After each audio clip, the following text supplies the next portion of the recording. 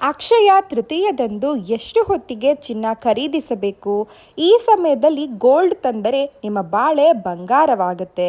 ಅಕ್ಷಯ ತೃತೀಯ ಕೇವಲ ಶಾಪಿಂಗ್ಗೆ ಮಾತ್ರ ಸೀಮಿತ ಅಲ್ಲ, ಹೊಸ ಆರಂಭ ಮತ್ತು ಸಕಾರಾತ್ಮಕ ಶಕ್ತಿಯ ಸಂಕೇತವೂ ಆಗಿದೆ. ಈ ಅಕ್ಷಯ ತೃತೀಯದಂದು ಮನೆಗೆ ಚಿನ್ನ ತಂದರೆ ಅದೃಷ್ಟ ಬದಲಾಗುತ್ತೆ ಅನ್ನೋ ನಂಬಿಕೆ ಇದೆ. ಆದರೆ ಅದಕ್ಕೆ ಸಮಯ ಕೂಡ ಅತ್ಯಂತ ಮುಖ್ಯವಾಗಿದೆ. ಹಿಂದೂ ಧರ್ಮದಲ್ಲಿ ಅಕ್ಷಯ ತೃತೀಯವನ್ನ ಅತ್ಯಂತ ಶುಭ ದಿನ ಅಂತ ನೋಡಲಾಗುತ್ತೆ. ವರ್ಷದಲ್ಲೇ ವಿಶೇಷವಾದ ಈ ದಿನವನ್ನ ವೈಶಾಖ ಮಾಸದ ಶುಕ್ಲ ಪಕ್ಷದ 3ನೇ ತಿಥಿಯಲ್ಲಿ ಆಚರಿಸಲಾಗುತ್ತೆ. 2026ರಲ್ಲಿ ಅಕ್ಷಯ ತೃತೀಯ ಏಪ್ರಿಲ್ 19ರಂದು ಬರ್ತಾ ಇದೆ. ಈ ದಿನ ಮಾಡಿದ ಒಳ್ಳೆ ಕೆಲಸಗಳು, ದಾನ ಧರ್ಮ, ಖರೀದಿ, ಹೊಸ ಆರಂಭ ಇತ್ಯಾದಿ ಪುಣ್ಯ ಕೊಡುತ್ತದೆ ಎಂದು ನಂಬಿಕೆ ಇದೆ. ಅದಕ್ಕೆ ಇದನ್ನು ಅಕ್ಷಯ ಅಂದರೆ ಕಡಿಮೆಯಾಗದ, ಮುಗಿಯದ ತೃತೀಯ ಎಂದು ಕರೆಯಲಾಗುತ್ತದೆ. ಈ ಬಾರಿಯ ಅಕ್ಷಯ ತೃತೀಯ ತಿಥಿ ಏಪ್ರಿಲ್ 19ರಂದು ಬೆಳಗ್ಗೆ 10:49ಕ್ಕೆ ಆರಂಭವಾಗಿ ಏಪ್ರಿಲ್ 20ರಂದು ಬೆಳಗ್ಗೆ 7:49ರವರೆಗೆ ಇರುತ್ತೆ. ಆದ್ದರಿಂದ ಮುಖ್ಯ ಆಚರಣೆ ಏಪ್ರಿಲ್ 19ರಂದು ನಡೆಯುತ್ತಾದರೂ ಏಪ್ರಿಲ್ 20ರ ಬೆಳಿಗ್ಗೆಯೂ ಸ್ವಲ್ಪ ಸಮಯ ಶುಭಯೋಗ ಇರುತ್ತದೆ. ಜನರು 2 ದಿನಗಳ ಈ ಅವಧಿಯನ್ನು ಭಕ್ತಿಯಿಂದ ಉಪಯೋಗಿಸಿಕೊಳ್ಳಬಹುದು.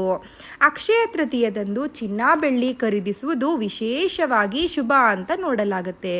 ಈ ಬಾರಿಯೂ ಏಪ್ರಿಲ್ 19ರಂದು ಬೆಳಿಗ್ಗೆ 10:49ರ ನಂತರ ದಿನವಿಡೀ ಶಾಪಿಂಗ್ ಮಾಡಲು ಜ್ಯೋತಿಷ್ಯದ ಪ್ರಕಾರ ಅನುಕೂಲಕರವಾದಂತಹ ಸಮಯ ಇದೆ.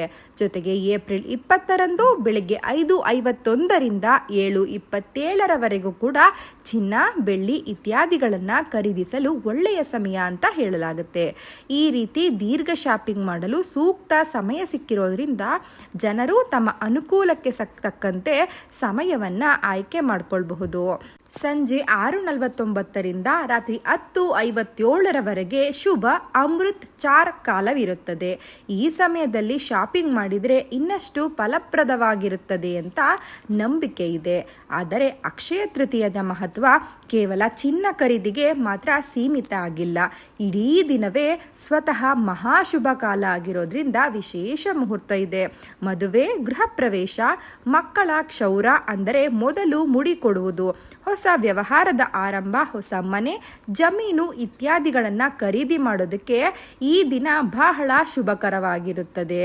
ಧಾರ್ಮಿಕ ನಂಬಿಕೆಗಳ ಪ್ರಕಾರ ಅಕ್ಷಯ ತೃತೀಯದ ದಿನ ತ್ರೇತಾಯುಗದ ಆರಂಭದ ದಿನ ಅಂತ ಹೇಳಲಾಗುತ್ತೆ. ಪರಶುರಾಮರ ಜನ್ಮದಿನವೂ ಕೂಡ ಹೌದು. ಆದ್ದರಿಂದ ಅನೇಕ ಜನರು ಉಪವಾಸವಿರ್ತಾರೆ, ಪೂಜೆ, ಧ್ಯಾನ, ಜಪತಪಗಳನ್ನು, ಅನ್ನದಾನ ಇತ್ಯಾದಿಗಳನ್ನು ಮಾಡ್ತಾರೆ.